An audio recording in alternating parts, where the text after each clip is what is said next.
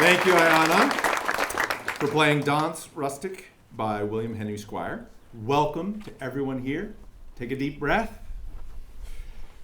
Today we're going to honor all the students and families who've helped us arrive at this incredibly special day. Please be seated. Before we go too far in the ceremony, I have a few logistics, so I'll get them out front. We have some photographers here today, Claire Tabor-Lickworth and John Lickworth, parents of Emma, class of 13, and Claire, class of 18, and a videographer, Michael, in the back. We'll be sharing everything with you. I promise you, they're both professional and their camera's better than yours. So relax and enjoy today. And in classic Midland form, as many of you experienced last night, after the ceremony, we need all the chairs and benches to magically return to their respective homes. Freshmen, sophomores, and juniors, please act accordingly while the graduates celebrate with their families at the end. For all, there will be pizza and beverages after the ceremony, and all students and graduates, please sign out on Main House porch when you leave today, no later than 3 p.m. To all our returning students, once again, I remind you, have a relaxing and fun summer, but not too much fun. And I look forward to seeing you all in August. So with no further ado, I would like to introduce the junior class speaker, Emmelia.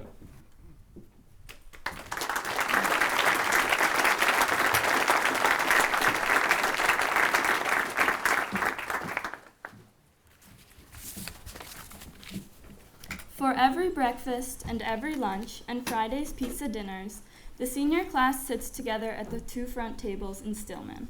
Sometimes they all squeeze into one table. Intelligence, earnestness, and relevancy fills their constant conversations. Whenever I join them, they welcome me compassionately by inquiring how my SAT went, or if I had fun rock climbing and outdoor leadership. At the senior table, when I look around at their faces, I see authenticity, resilience, and inspiration. The senior class has many amazing traits, but these 3 traits have impacted me the most, and I'd like to share them with you all today. The seniors' mealtime discussions represent the class's authentic dynamic. The seniors are an occasionally discordant family consisting of many outgoing, distinct, and contrasting personalities. Taylor and Cecily take care of people. Rabbit and Hockey run the catway. Nuala keeps everyone happy. Boone and Noah like very loud music. Charlie, Ethan, and Isabella are realists. Diego and Susie love deeply. Simone is an artist in ceramics and in her life. Luke makes up his own mind. Jesse and Mallory always find the positive side of a situation. Charlotte and Emily aren't afraid to speak what they think is right. And Ben and Nora look out for the whole group. The whole class has set a great example all year of being themselves and never watering down their personalities or feelings. I also admire this class's resilience. The whole group has endured through so much adversity over the years. Last year, due to COVID, the seniors, then juniors, suddenly found themselves without many of the Midland traditions that gave them the rhythm, purpose, and unity they required to feel balance at Midland.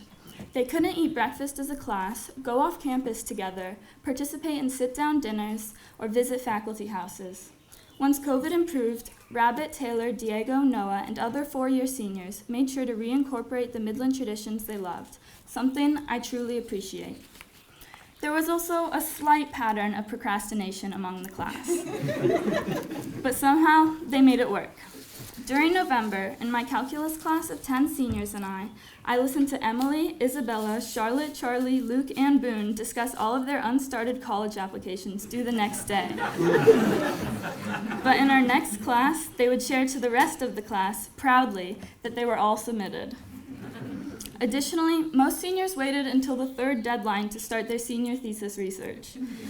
A few days before the deadline, Diego told me his thesis statement in progress. Fashion fades, style is eternal. Their procrastination caused them stress, but when it came to symposium day, all 16 seniors who chose to do senior thesis presented amazing, well-informed, and professional presentations. Unless you watched them do the finishing touches in the library that morning, you would never know that their final products hadn't been carefully composed and polished all year. I loved Hawkeyes because he taught me everything I need to know about cryptocurrency, and Rabbits also stood out to me because he talked about psychedelics for 10 minutes in front of his dad. Also, the 4 seniors who chose to do senior projects, Cecily, Ben, Taylor, Luke, and Boone, showed off a surfboard made from upper yard cabins, a renovated boat, a self-published book of poetry, ceramic pots made from clay on Midland's property, and a hand-built, customized wooden guitar. Clearly, I was impressed. In the midst of these obstacles, the seniors may not have recognized their resilience, but I watched it grow and develop over the years, resulting in 20 strong and amazing individuals. Lastly, the seniors have inspired me. They have left me with so many lessons and amazing friendships from this year. My advisory group with Jesse, Rabbit, Mallory, and Cecily taught me that everything will be okay in the end and to have fun before Midland is over. My beloved calculus class taught me to persevere and make jokes even when last Friday's quiz comes back as a 3 out of 10. In Jose Juan's Spanish class, Charlie taught me how to be confident, positive, and laugh at our mistakes. My quad with Cecily, Charlotte, Simone, Nora, Sage, and Mallory taught me how community and lower yard feels. Diego has taught me the value of real friendship. Status in the library with Charlotte and Nula taught me how to be friends with all of the classes, even the freshmen. And during the marine bio midterm, Diego, Noah, Isabella, Susie, Nula, and Jesse taught me how to stop worrying so much about academics for a week and instead identify tide pool life, build driftwood fortresses, and develop concrete friendships even away from Midland. Next fall, the tables where the seniors sat will be empty. I will remember this class probably for the rest of my life because the senior class holds some of my very best friends and favorite people in the whole world. Because the seniors have helped me survive, learn, and have fun this year, next year I would like to impact Midland student body the same way by carrying on their legacy of leadership through my own forms of authenticity, resilience, and inspiration. I'm so proud of you guys for making it here, and I know how hard it was. I can't wait to see the amazing, beautiful things that you guys do with your lives. Now, I would like to introduce Charlie Carrillo, the man, the myth, and the legend, as senior speaker.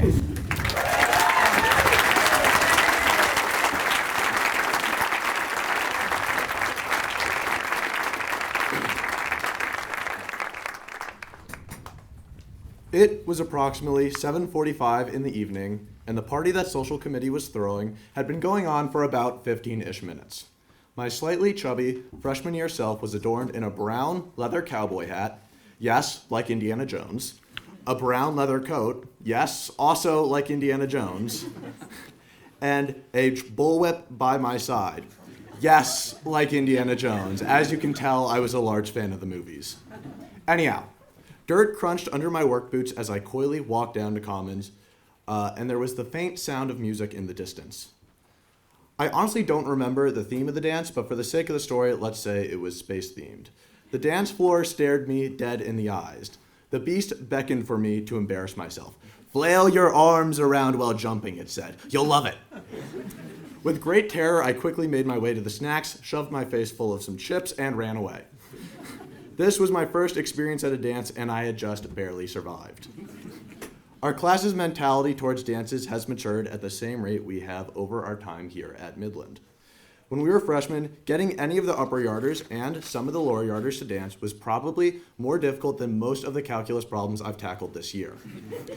When we were freshmen, going on to any dance floor to jump up and down while our arms flailed around like two fishes out of water scared most of us more than a white glove ever could. But now we are seniors. We have matured. We not only hosted our first ever prom, but every single senior danced. What's more, we enjoyed it. But how did we evolve from a group of first years more introverted on a dance floor than a toddler at a cocktail party to a band of seniors now united in our love for jumping up and down for an hour, maybe two, to music from 10-ish years ago? We got a boost from our freshman year from the 6 new people who joined our class. Some were introverted and some were, without a shadow of a doubt, not. Our dynamic changed and we grew together. Then, one of the worst things for a teenager occurred. COVID. No more hanging out in groups, no more hugging one another, but most importantly, no more dances. Speaking purely for myself, COVID sucked immensely. Nothing seemed to matter, including, as it turns out, any issue I had with other people's opinions about me. I simply wanted to be close and have fun with my friends. So when we got back to in-person school junior year, it was like pure torture. My friends were right there in front of me, but their faces were covered and I couldn't get within 6 feet of them. I'm sorry to say this to the faculty members, but I broke COVID rules every single chance I could get. These rules further enhanced the feelings I had, along with the feelings I'm sure everyone else had, that all I wanted was to be stupid and have fun. When senior year finally rolled around, the restrictions were loosened and we could finally have dances. The first one we threw, themed Dancing with the Stars, was so much fun, I would say that I probably had more fun there than I've ever had in my entire life. So many people danced that we filled up all of Hay Barn, and at one point, if I remember correctly, one Boone Adams sprayed everyone down with Martinellis. And not a single person had a problem with it, because we were all just so happy to be having fun again. I've never been to a rave before, but I imagine ravers probably feel something like how we did at that dance. Except our dance didn't include any unprescribed drugs. When the idea of prom was brought up, a classy version of our previous dance perhaps, a much more put together part of my class jumped on the opportunity to organize it. I can only imagine the absolute pain they went through trying to piece together all of the details, but gosh, oh golly, was the end result phenomenal. We had a great venue at the amphitheater, complete with a photo booth, a snack area, and even Martinelli's. Oh, God. We even voted on prom royalty. Charlotte Long was our delightful queen, and I was unashamedly bragging that I won the king's crown. Even after the legitimate prom was finished, the entire senior class migrated over to Longhouse and danced even harder than I knew physically possible. To say the least, prom was an absolute banger. We have most definitely grown since freshman year. I am actually a full 2 inches taller. And I don't know if we have grown to be mature, but screw it, we know how to have fun. My fellow seniors, this sounds like the beginning to a stupid superhero movie, but the world needs us. We must dance by jumping up and down. We must flail our arms and laugh. We must hug each other and not care if someone sprays us with Martinellis. We need to don our Midland armor as we enter the world of people still riding the sadness of COVID. I do believe we have not only the will, but the way to bring smiles to those who we will soon be with. Well, I will miss all of you immensely. I know that I should not worry for any of you. We have not only grown strong within the confines of Midland, but we have also grown to be the lives of the party. So please, for me, for you, and for those who you will soon be studying with, please let us make the world a happier place.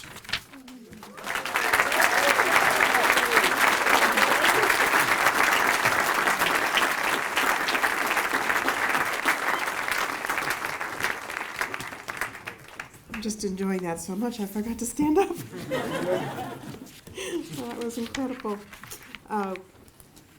Thank you, Emmelia. Thank you, Charlie. Really, really appreciate that.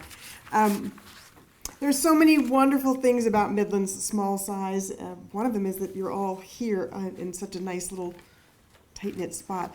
One of my other favorite things is that having a class of 20 seniors means that we have the luxury to devote time to each senior. They all deserve attention because they're all incredible. And so for the next 20 plus minutes, faculty will share just a fraction of what they know about each senior. We will begin with Andrew Gardner, who will speak on behalf of Boone Adams.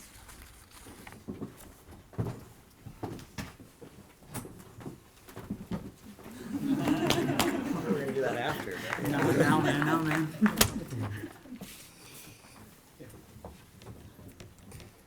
Yesterday, I asked Boone if he had a favorite song lyric that he would like me to share with the community during graduation. He decisively chose words by the great solo folkie and grungy guitar rocker Neil Young. It's better to burn out than fade away.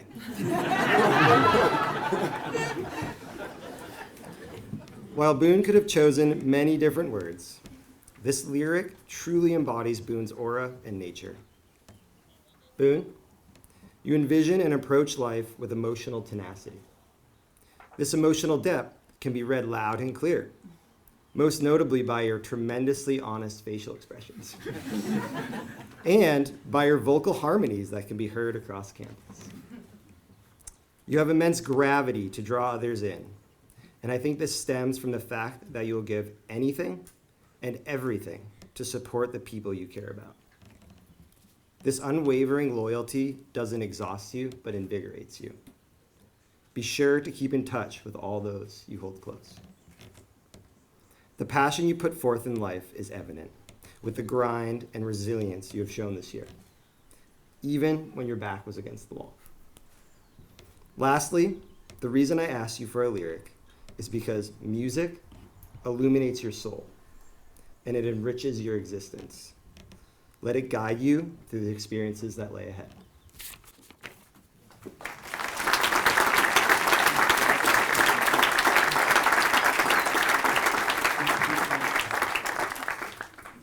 Next, John Babbitt will be speaking on behalf of Rabbit Barnes.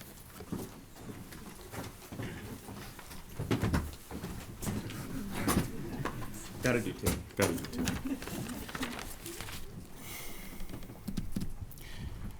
What do I choose to talk about?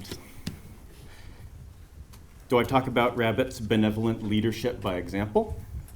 The scholastic excellence? The keen delving mind? Do I talk about the constant volunteerism? What about the extremely well-conditioned hair streaming straight back as he closes in on the finish line at approximately the speed of sound? I could mention your innumerable hours of solo training and attunement spent becoming a true expert in running, or your meticulously researched 34-page thesis, or your 10,000 thread count work ethic. Or your delicate, distinctively thin ceramic creations that feel oddly unmatched with the squat words pot or mug. Maybe I should mention Rabbit's deep environmental ethic, or his secure, fluid, self-styled expression of positive masculinity. I don't know. I can't decide. So, because I can't decide, I'll settle on the warm orange afterglow that will linger in every corner of this community because of what you exude, Rabbit. Gentle and strong, leading with the head and the heart.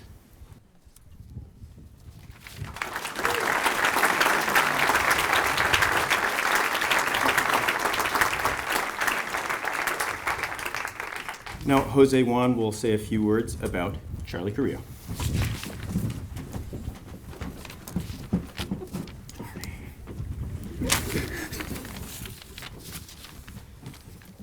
We would have been best friends if Charlie and I were in high school together. So what do I know this? Charlie would have noticed me in the periphery of social settings, sat with me, invited me to hang out with him and his homies, just as he has done with every student here at Midland today. The qualities I love about Charlie are he thinks of others before he thinks of himself. He is compassionate and good-natured. He is genuinely interested in what others think and have to say. He is authentic, knows who he is, and respects others for who they are. He is confident. He'd say egotistical, and I would add, but not pretentious. And he's optimistic, keeps things in the perspective, and is contagiously positive.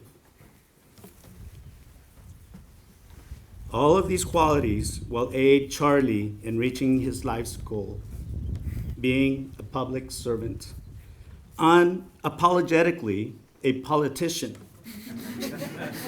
Charlie, you will meet your goals, and I look forward to hearing from you and getting updates on your accomplishments. Charlie, don't forget, you have a homie for life right here in the Sinus Valley.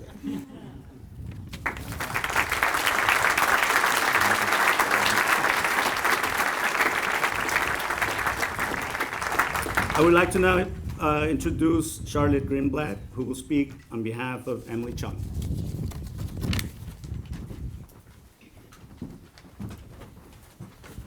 So get ready. When I think of Emily, I think of sitting side by side, shoulder leaning into shoulder, heads tilted together, making a joke of something that one of us did a good job of, but could have done better. Emily knows when good enough is good enough and when good enough isn't. A 93% on a calculus test is plenty good enough, and if you made a few mistakes, that's fine, it happens. But the crepes aren't properly spread, the floor of the classroom wasn't swept, the borrowed stove is still greasy, good enough really could be better. Emily is kind, Emily cares, Emily flops dramatically onto her bed when she is pretending to be upset. Emily is a champion tree pruner, a graceful ice skater, and is very distraught when Phil won't let her follow K-pop bands on Twitter. Emily listens to her friends and loves them. Emily knows when to say no, and she'll let you know when you need to say no also. Emily laughs, and Emily makes me laugh. Emily, we will miss you.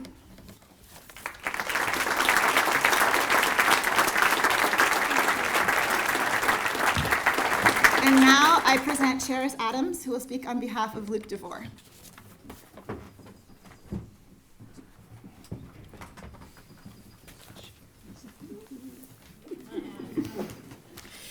All right. Driving a tractor, building a goat enclosure, repairing a sailboat, mending clothes, distinguished academic, friend, head of the farm crew, sophomore prefect. You know that feeling when someone greets you and asks you how you are doing, and they really mean it? Luke means it. Luke and I built our friendship over a headlamp-lit camp stove on the benches outside of the library, stirring the bubbling pot of chocolate, butter, and sugar, making oatmeal drop cookies during our COVID club nights. Watching Luke draw people into our odd little cookie-making sessions exemplifies Luke. He does everything with industriousness. His energy, his kindness, competency, and his ability to see those on the periphery, silently letting them know that they have a place, or by bellowing out to them and drawing them into the fun. He sees what others miss, and he does something about it. If you pop your head into Luke and Boone's homey and bustling cabin at night, even sometimes at 11 o'clock, you never know if they will be talking or debating philosophy, music, life, snacks, or all of the above.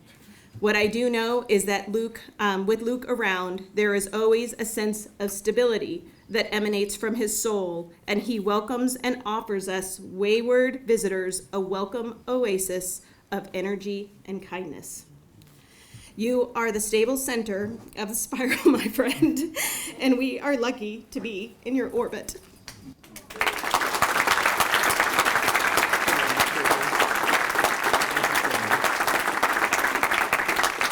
And now, please welcome Tristan Harvey, speaking on behalf of Jesse Grant.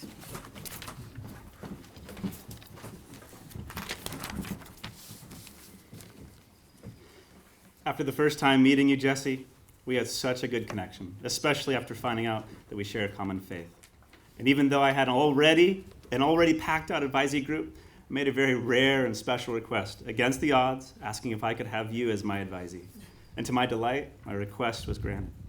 You have such a powerful life story, and the tenacity, the positive attitude, and the love that you have sustained through all the difficulty that you have faced in life is truly inspiring.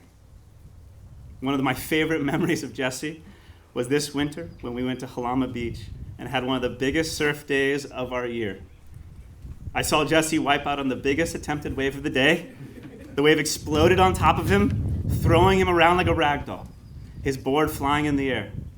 After the wipeout, he quickly made his way to shore, plopping down on the sand, trusty surfboard by his side. I went and I asked him, "Are you okay?" And he responded with his always positive attitude and smile and said, "I almost drowned." Not sure that's something I would laugh at or smile about, but Jesse, your positive attitude and your is absolutely contagious. I want more of it. Not sure how to harness that, but I want more of it. It has been a true honor to be a small part of the incredible life story that you lead.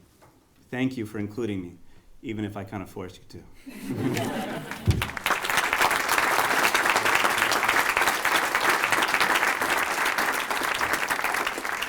I would now like to welcome Gina Butella to introduce and talk about Ben Herring.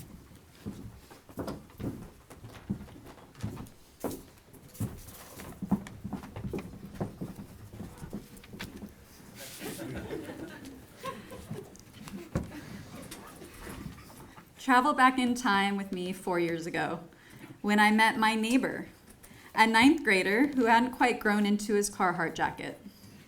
I lived in the house by the soccer field, and Ben's cabin, which is now torn down, was a stone's throw from my front door. Sometimes a little too close. I never knew what I would find walking out from my house. Once I stepped outside to see young Ben atop his cabin, holding a smoldering pair of shorts on a stick. I didn't know whether to laugh or cry. Nowadays, his humor takes shape in the forms of puns and ill-timed jump scares. So depending on the day, it would lighten the mood or cause me to walk away shaking my head. In all seriousness, Ben is not the kind of young person you meet every day. It has been a priceless gift carried out over the last 4 years to watch him grow from a mischievous, slightly sullen 14-year-old to a young man whose humor is paired with integrity and deep empathy for his friends. He has also grown to become a talented photographer and horseman. Ben's leadership at Midland has improved the lives of our horses and our students alike. He's even started to teach his pun-going ways to our up-and-coming horsemanship students. Thanks, Ben. No, seriously, thanks for that. Ben, you are more than a student. Your enthusiasm, wit, and work ethic are a reason to show up to work every day. Thank you for these last 4 years. It's hard to imagine Midland without you here.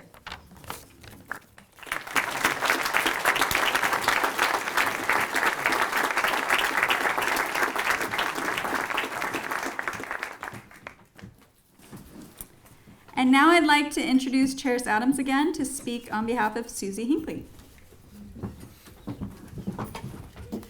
I just recovered from the other one.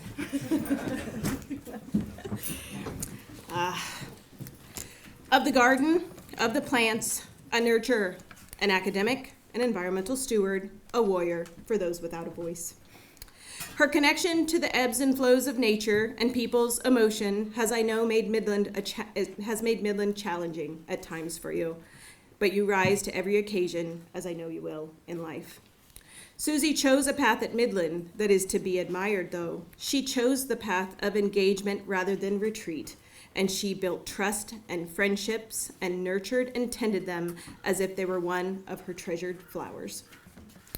There is an undeniable truth about Susie that anyone comes to know her understands, that her exterior beauty and loveliness, which she hates me talking about, which is significant in itself and a hurdle of its own, is just a scratch on the surface of what kind of human she is.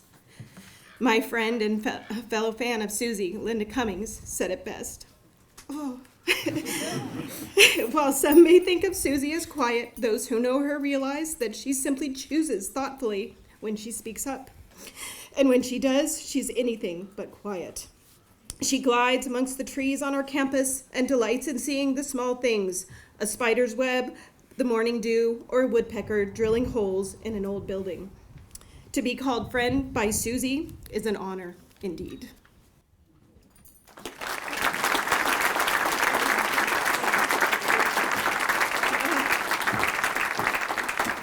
And now please welcome Christopher Barnes speaking on behalf of Mallory Johnson. You ready? Yeah. Mallory, you came to Midland day one, fired up and focused on the next chapter of your life. You leaned in on what you learned from the past and pivoted towards becoming your best self. Bates College doesn't know what's coming. You will relish college life, excel in your classes, and probably raise the bar for cross-pollinating New England with some Southern California vibes. No one will rock the LL Bean boots better than you.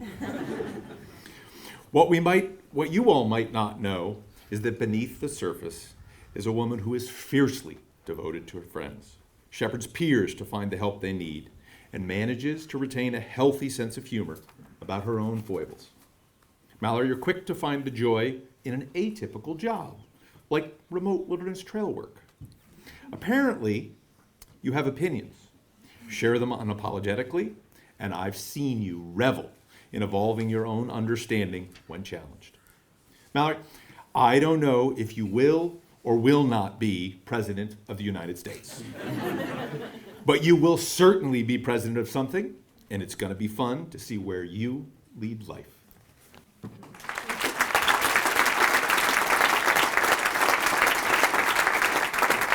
I'd like to introduce Faith Nygren, who will now speak on behalf of Noah Kim.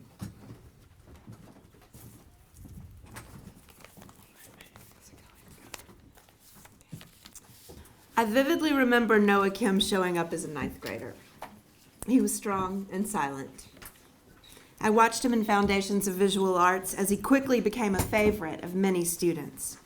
He was a strong people helper and seemed, as he still does today, to know when to step in. These moments of strength come quietly, and I've been truly amazed at how insightful he can be about others' feelings and emotional well-being. The silent part also stands. At least it stands until he's in a situation where he feels silence isn't working. As caring as he is about what others are feeling, he cares about what he's feeling too, and he isn't afraid to voice it.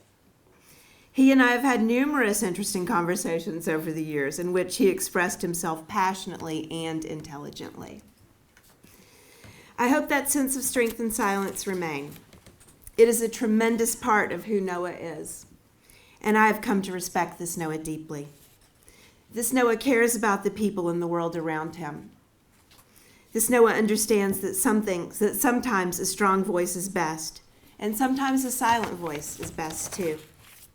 This Noah will explore and understand many important things, and this Noah will be greatly missed.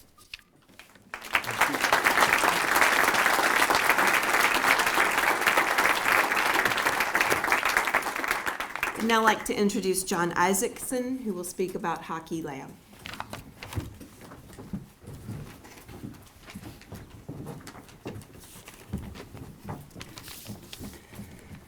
Hockey first arrived at Midland as a ninth grader with a crew cut. We were standing in line waiting for him to get checked in at the health office when he remarked that the intake lines for school photos, checking in laptops and phones, and the student bank were confusing because there were no signs for anything. In less than 15 minutes, he'd already identified a problem and found a solution at Midland. Now, he's this incredibly cool, long-haired, lean bass player, but his wisdom and compassion have never changed. One of his classmates arrived several weeks late with a broken foot and crutches. Hockey carried his books, helping him across campus and up Stillman stairs. He spent his free time tutoring, which Midland students have very little of. That's why they do their job so quickly. Tutoring algebra and calculus students. He figured out how to host dance weekend during COVID by having a barbecue on the soccer field and learned to play bass so his friends could form a band. He's also helped me decide when to sub volleyball players in and out of the game. And even solved the problem of how to get into his top choice college, New York University. So change is inevitable, but I hope these things never change about you, hockey.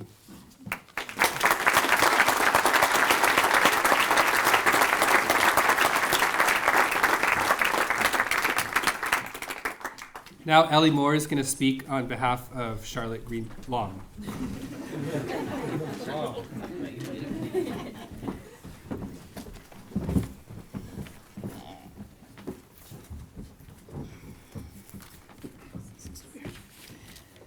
Charlotte is fierce, unyielding and relentless in her pursuit of intellectual excellence, unwavering in her loyalty as a friend. She is a vocal advocate, unafraid to stand up in an iconic 70s dress with green eyeshadow for what she knows is right. Whether it's leading a workshop on fast fashion and sweatshop labor or a discussion about queer representation in film, Charlotte is passionate about justice and equity, and the catalog of issues runs as deep as it does broad. Luckily for us all, Charlotte isn't just a solitary scholar, she's a leader, and she is also incredibly brave. Guiding peers into the wild as a Midland steward and helping to navigate our return to community norms and traditions after COVID as head prefect. Charlotte, you hold yourself to atmospheric high standards. Dang it. When I tell you I'm proud of you, I want you to hear that I'm not just proud of you for your academic prowess or leadership poise. I'm also perhaps most proud of you for the moments when you allowed yourself to put these burdens down and rest. When I tell you you're strong, I hope you know I speak of your willingness to be vulnerable and honest and open rather than stoic. And when I say to you to keep fighting for what you believe in, I hope you'll also hear me echo the words of Audre Lorde. Caring for yourself is not self-indulgence, it's self-preservation, and that is an act of political warfare. And when I tell you I appreciate you, I hope you hear that no matter what career path you choose, what grades you get, what future positions you hold, you are respected, you are loved, and you are so much more than enough.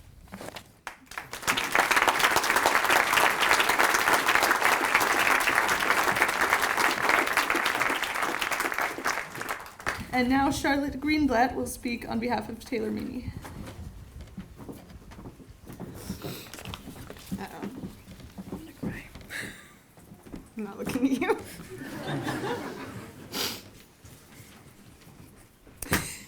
If you start also. Okay. Taylor has never been a teenager. She still plays with the imagination and enthusiasm of a child. But when it's time to do a job, she has always been as reliable and prepared as any adult. The ratio of adult to child has grown over the years, but luckily for the rest of us, the child is still there. Taylor isn't my student, she's my family. Sorry.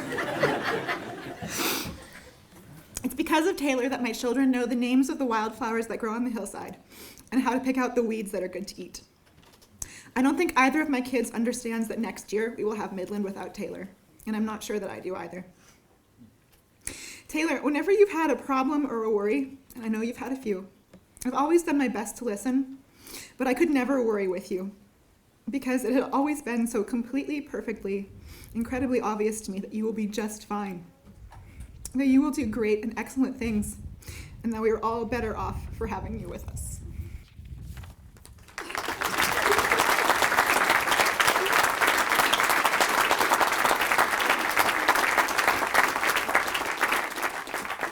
And now Dan Sussman will speak on behalf of Cecily Munster.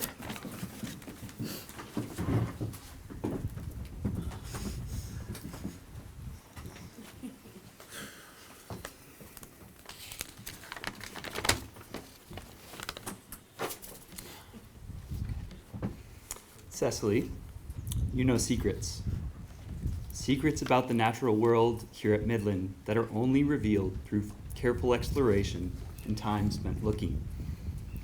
You know where one can harvest the naturally occurring clay and where one can find the only patch of brilliant orange wind poppies on our land.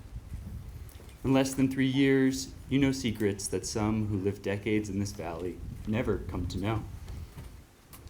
In your first year here, in 10th grade, you just surprised me by describing in detail what you were going to do for your senior project, just a mere 2 years away.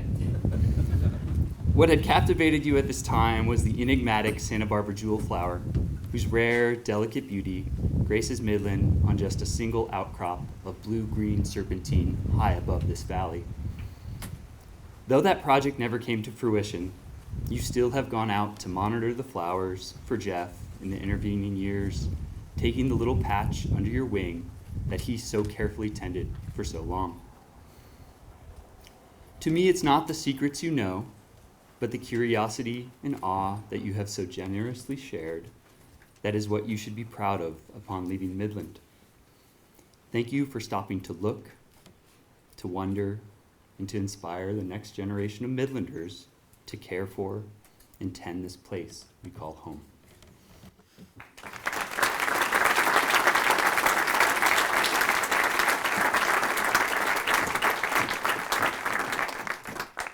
And now I'd like to introduce Paul Gellis, who will speak on behalf of Ethan New.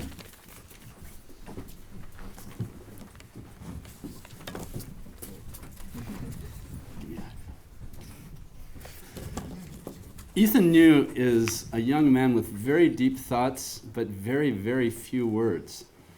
And let me illustrate. I'm going to give you all a peek behind the scenes. The students get to pick the teacher that they would like to have speak for them today.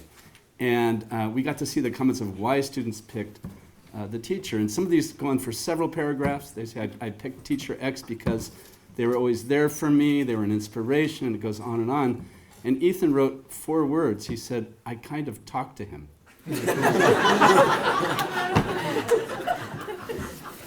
And as he's grown more comfortable over these last 4 years, we have gotten to know him much better, despite his shy and reserved nature. His chapel, 30 Things You Probably Don't Know About Me, gave his fellow classmates and teachers insight into what makes Ethan tick, and it's widely considered one of the best chapels of the year. Ethan now speaks 4 languages, Cantonese, Mandarin, English, and Spanish, and his senior symposium provided us with great insight on his interest in language acquisition and the deeper issues that concern him there. Now, as the students in Upper Yard know, Ethan can be very, very funny. He's got a wonderful wry sense of humor that's greatly appreciated there. And he has many very strong friends, and I know those will be friends for life. Admired for his design and drafting prowess in the art studio, respected as a fierce defender and teammate on the soccer field, and well regarded as a responsible senior, Ethan has really made his mark here at Midland. We're going to miss his quiet intelligence, but I know that he'll do great things in the world out there. I know he's open to new challenges, and I just want to say congratulations, Ethan.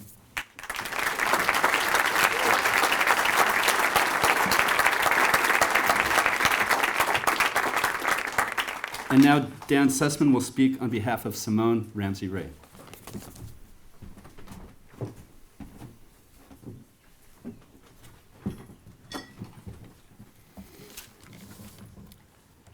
Simone, it might not have been until our biology camping trip last spring that I realized I'd been mistaken to try to answer questions about you like, are you indoorsy or outdoorsy?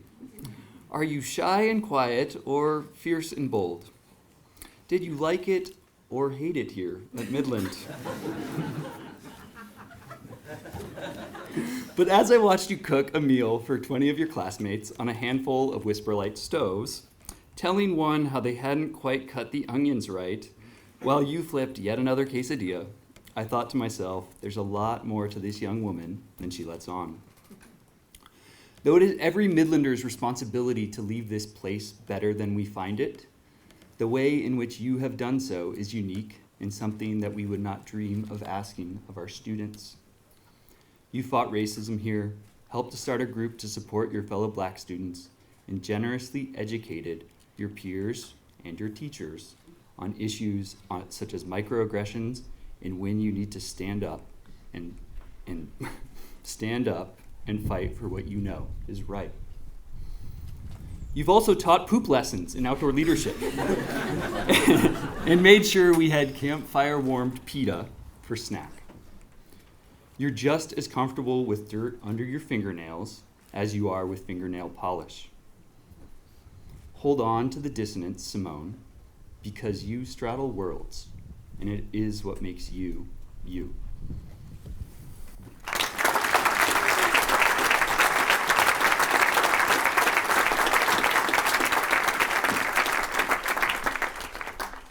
And now I'd like to introduce you to John Babbitt, who will speak on behalf of Nora Schumacher.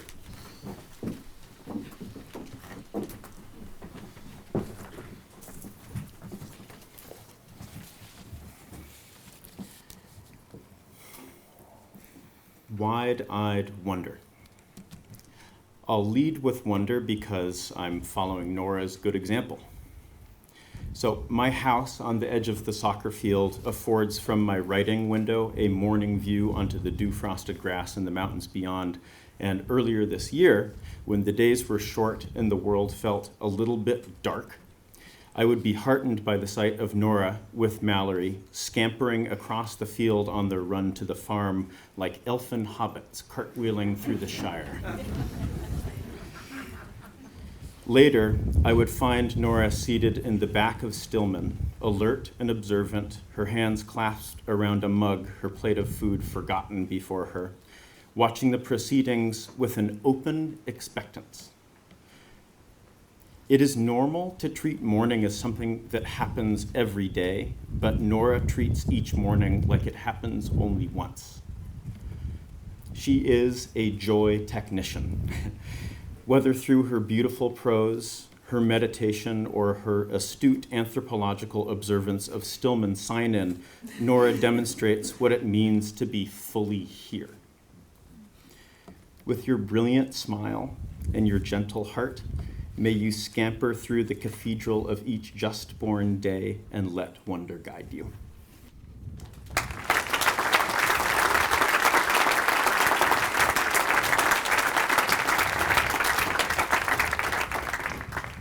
Now Ellie Moore will offer a few words on Isabella Seitz.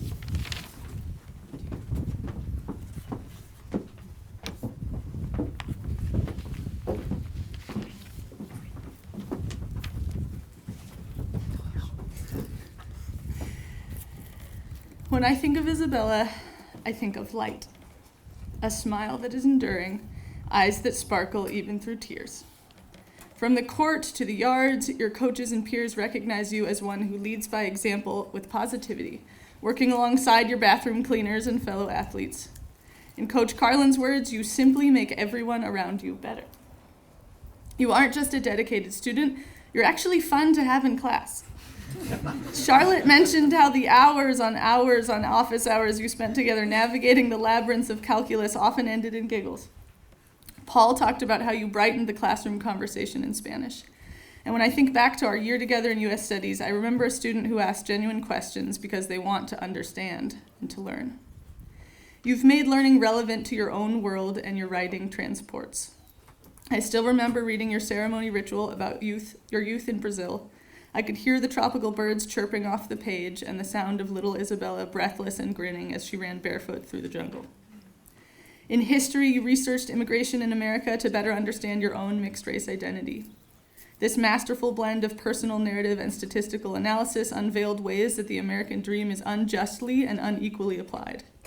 Who exactly are the people we are promising this prosperous life to, you asked? Keep asking those big questions. Be relentless in your pursuit of justice, and please keep writing. Thank you for sharing your spirit and light with us. You are radiant, and we are brighter for your presence.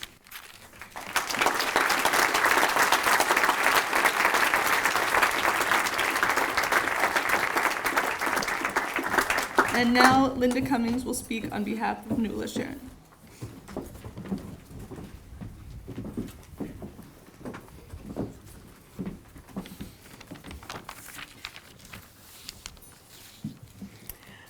When I first met Nuala, I wondered if I would ever crack her shell. My instincts told me I might learn more about her if we met outside the chaos of our wacky, lovable advisory group.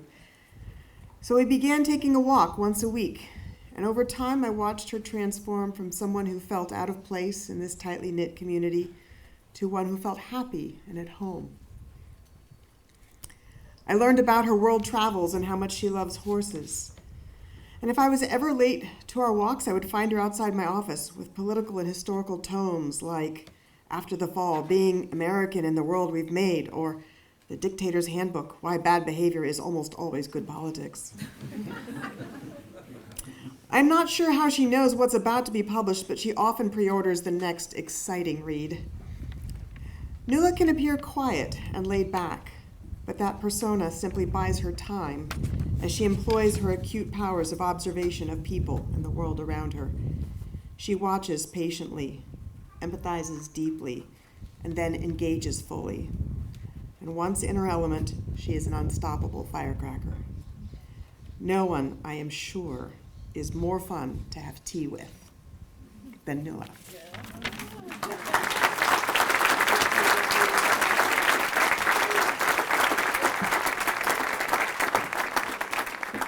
And last on our list, Faith Nygren for Diego Torres.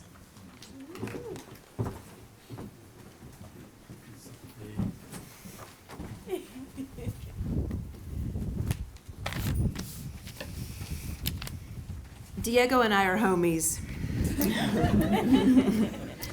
Oxford Languages, for those of you who don't know what a homie is, defines the word as an acquaintance from one's town or neighborhood, or a member of one's peer group or gang. I know that we're homies. I know because I feel it, and because Diego himself said so very simply in his request for graduation speakers. She and I are homies. Diego has been cool since the first day I met him. He can say so much, and he can say so little, and he commands respect when he does both. His insight is clear and well thought out. He's passionate about his friends, and also passionate about things he doesn't like as much as he likes his friends. Diego is creative and insightful and has been an art student all 4 years. His approach to artwork is much like his approach to everything. He's really clear about what he likes, and he's really clear about what he doesn't like. I'll miss Diego next year, and the year after, and the year after, and probably forever. I also know that we will remain homies. 4 years is enough time to understand a person and to care about them. And I will continue to do both of those things about you, Diego.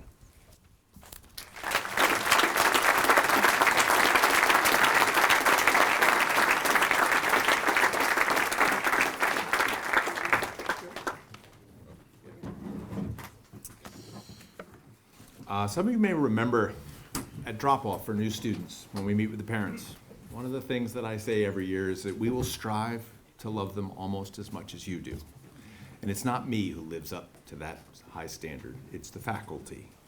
And I just want to thank you all for not only all your hard work, but also for loving all these kids.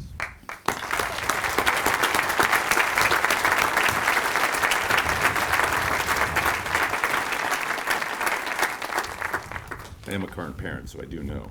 All right. Seniors, parents, grandparents, family, friends, students, and faculty, thank you all for coming today to celebrate the graduation of the Midland class of 2022 and Midland's 90th commencement. Just a quick heads up for those of you who might be waiting with eager anticipation. Immediately after I speak, I will hand out the diplomas and the graduation will be over. And these seniors before us will be graduates and alums of Midland. Seniors, the next few minutes is all that stands between you and the completion of high school. I got it down to 38 minutes.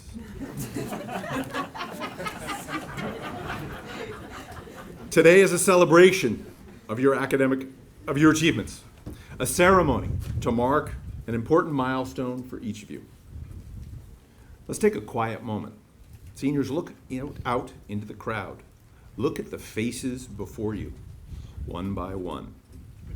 The people you see are the community that you have led, that have followed and supported you, and that you have loved, and that have loved you.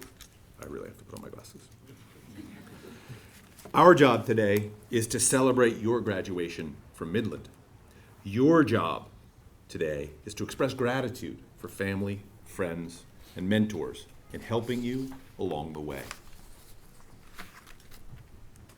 I don't remember anything about my high school graduation, what the speaker said, no recollection of the theme, or even the tone of the thing. I was giddy with excitement to be done, and not really focused on retaining or even learning much in that moment. I do remember who gave it, though, an actor named Wallace Shawn. For the cinephiles in the audience, they might remember My Dinner with Andre. And for the rest of us, if it rings a bell at all, he was Vizzini, one of the villains in Princess Bride. He's the one who used excessive logic and deduction to talk himself to death in a debate over a poisoned chalice with the hero Wesley. In that conversation, and generally in his role in the movie, inconceivable is his repetitive refrain, an apt word for an era that just now passing that none of us could have ever imagined. Pondering what to say in a moment like this is even harder if you start by reading and watching a few graduation speeches for inspiration. The task becomes inconceivable. Suddenly you feel diminished because you can't orate like Obama, reason like a Nobel laureate, let the audience simply bask in your fame, or tell a joke like Trevor Noah. Apparently, Kurt Vonnegut gave a great graduation speech about the merits of sunscreen. I heard he saved an entire class from a lifetime of skin cancer. Further, unfootnotable research and theorizing led me to the irrefutable conclusion that the abuse of top 10 lists was inspired by David Letterman and refined into a deadly art form by graduation speakers. It's not that there's nothing to say. It's that there's too much that could be said. You all have summited the peak, and we are speechless. Yes, in part because we're breathless from the effort, one and all, after inconceivably trying times. But also because the grandeur of the moment deserves more than a simple summary. But that's why we must mark the moment. Milestones are actually hard rocks permanently marking our progress along a path. And you all have progressed. In a few minutes, you'll be officially done with high school and turn the page to the next chapters of your lives. You all have left this place better than you found it, wrestled with your own needs and wants, gone to work jobs each day, inspired others to do their jobs, and greatly expanded your intellectual skills, competencies, and horizons over the past 4 years. These are all markers of a successful Midland career and the substance of what a Midland diploma means. In the winter of 2020, your sophomore year, it was inconceivable to us how the coming few years would unfold. In a matter of weeks, in March 2020, COVID went from a concerning isolated illness to a global health pandemic. It forced us to close school, to all go home for the final few months of the year. The very idea of a Midland where everybody gets a colored bracelet to identify cohorts that shall not pass within 6 feet of one another is inconceivable. It worked only to manage the perceived risks at the time. And in hindsight, we know it was both unnecessary and corrosive to community. As seniors, you led the way in picking up the pieces of that mess. We might not be all the way back to normal, but we've come a long way, and it is simply inconceivable to imagine this progress without the efforts, passion, and compassion of each and every one of you in this class. This year, you all revived, renewed, reinvented, and re-envisioned a myriad of traditions and systems here at Midland. You brought back chapel as we once knew it, restarted sit-down dinners, and rebooted the jobs program. All the while, applying to college, shouldering the social emotional challenges of high school, rising to the demands of senior year academics, including writing a thesis or completing a project, all of which adds up to an inconceivable load. And yet, you are here in the final milestone on your high school journey. It is no longer inconceivable that you will finish high school. It is, in fact, self-evident. Maybe being an insider to the experience blinds you a bit to the realities of what has transpired. So let me shed some light on it for you. What I see is a group that has faced up to indomitable challenge, persevered, and succeeded. It's not easy. Came with some bruises and scars, sorry about that, and leaves you all empowered in the knowledge that you can do and put up with far more than you think you can. The knowledge that when everything falls apart, you can be a part of putting things back together is a superpower each of you now possess.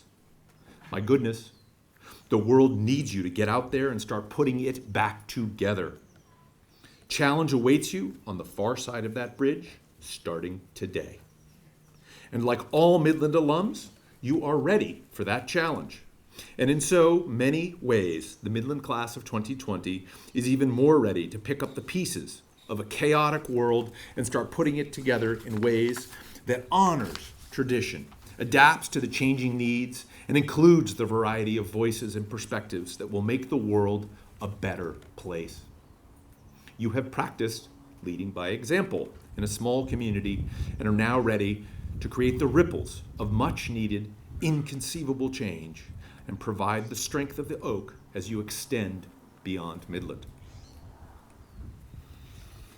Speaking of oaks, last night you all received a pewter acorn. This gift comes to you from former board member, Midland parent and alum, Jim Dreyfus, who passed away last fall. Jim began this tradition when his eldest daughter, Emma, graduated. It's a simple thing, yet it symbolizes so much. We hope this acorn will serve as a reminder of the important values you developed as a student, of your roots at Midland, and of the strength of the mighty oak within each of you. I'm going to end with a particularly relevant poem by Senior Taylor Meany, class of 2020, from her senior 22. Yeah, okay, 2022. It's been a long year. From her senior project this year that's included in her self-published book, Saplings. It's entitled Acorn. If I nestle you under the oaks that I have meticulously tended, if your roots sink deep into the history-rich soil, if I water you with my tears and lessons and mistakes, show you the world that I have tried to make better, to make a better place for you, will you grow?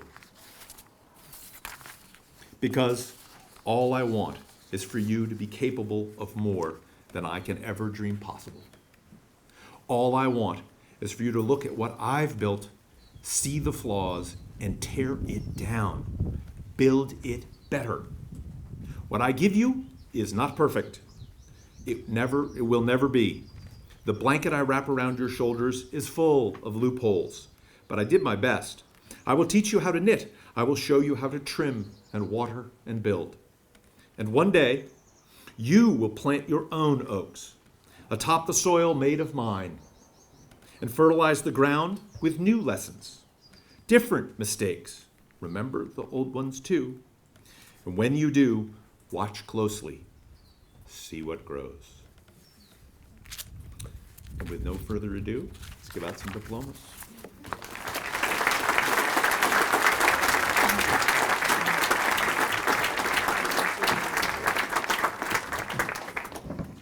Boone Shear Adams.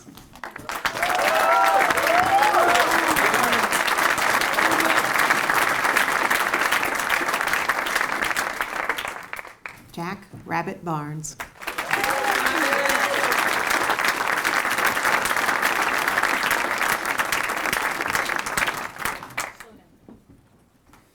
Charles John Carrillo.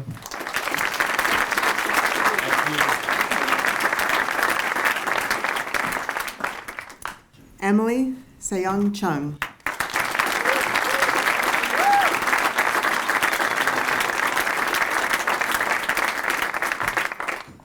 Luke Forrest Devore.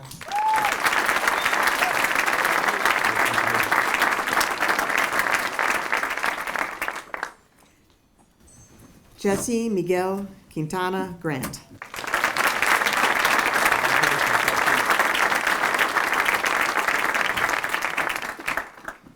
Benjamin Joseph Heron.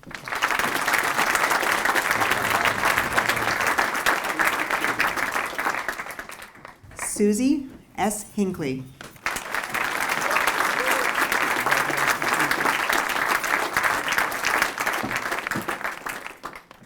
Mallory Blair Johnson.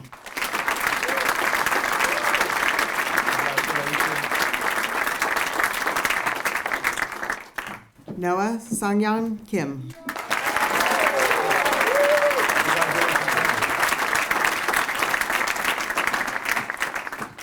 Hockey Lamb.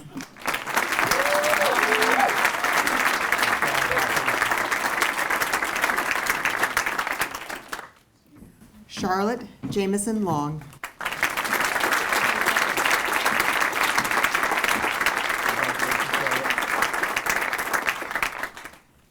Taylor B. Meany.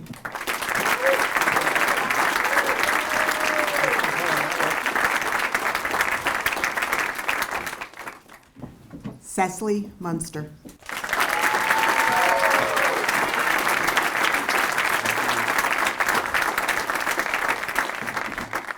Ethan New.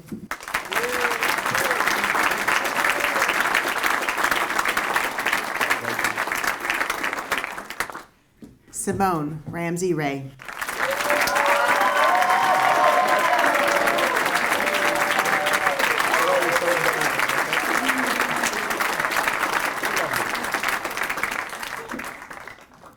Nora Mary Violet Schumacher.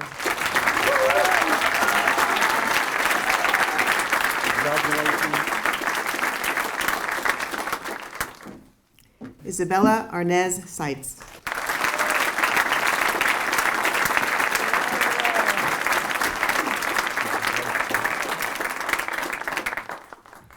Nula Ann Sharon.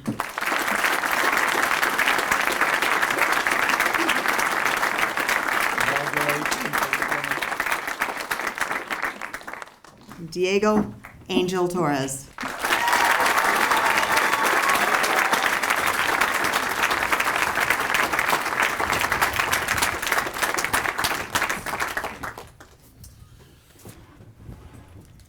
Faculty parents, please rise. To the class who's persevered against inconceivable challenges and who's become connected to one another as the oaks are to this land, congratulations to the class of 2022.